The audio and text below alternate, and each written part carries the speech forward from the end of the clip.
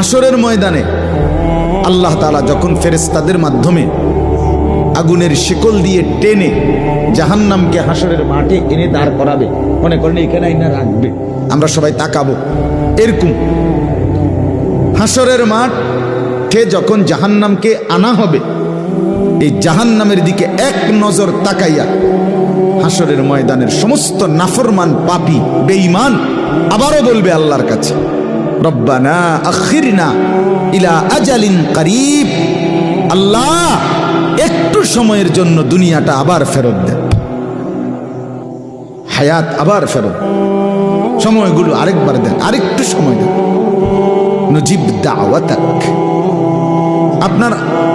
আপনার সব কথা তখন মেনে নেব, অনাত্তাবিউর রসুল, আপনার রসুলদের আনুগত্য করব।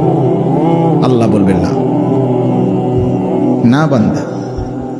এখান থেকে কাউকে আর ফেরত দেব না।